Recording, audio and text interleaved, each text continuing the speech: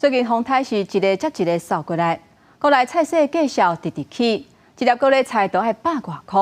为了要让市场稳定，台北农产公司决定为9月初6开始供应大批菜色，甲价销压好价，嘛继续观察市场调度甲供应的情形。有需要再买哈，不鼓励你买高丽菜，可是如果真的有需要再买。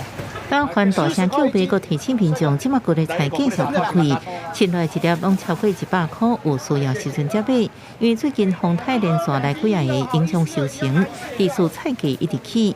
没有很急需，短时间可以用别的菜来替代，因为高丽菜最近的价格真的比较高了一点。甲天空白啊抢时间，农民提前抢收。初三台北农产运销公司的购货量是14810吨，平均批发价销是45.5块。虽然比前一天的50.9块价销回温5.4块，不过不少人烦恼愈暗，风雨愈强，透早就去市场，都惊风台定落了后，菜价又搁较贵。我觉得大概贵20%左右，感觉上水果也是有差。会买一些腌制的菜来搭配，就少吃青菜这样。为平分菜价，台北农产公司要伫9月初6到初10释出差不多是50.2吨的大量菜色到台北的超市，亲像大陆叶仔菜一包19块，番麦笋一盒18块，红菜头一粒33块，进口高丽菜一粒75块等，八种菜色全部拢比一般的市价较俗。我们就是要比较属于多元化，高丽菜、叶菜类、花果类、根茎类，这些都有提供给这个超市的通路商，让消费者都可以来做一个选购。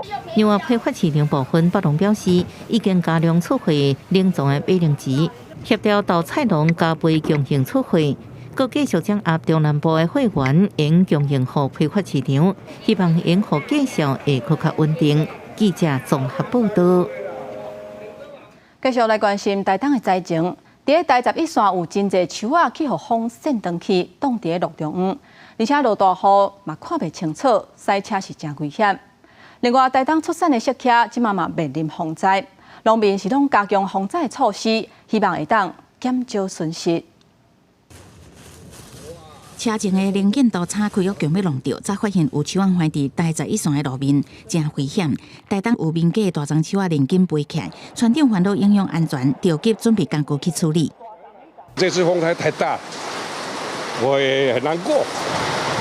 这个部落很小，这么大的风灾，我们承受不了。用电线架雪茄果树固定，就是希望会当挡风雨。果农是讲风台来啊，雪茄树仔上惊倒去，会规丛拢报销，所以进前都用水平架啊固定。不过其他农民连做无使用水平架啊，恐惊只好看运气。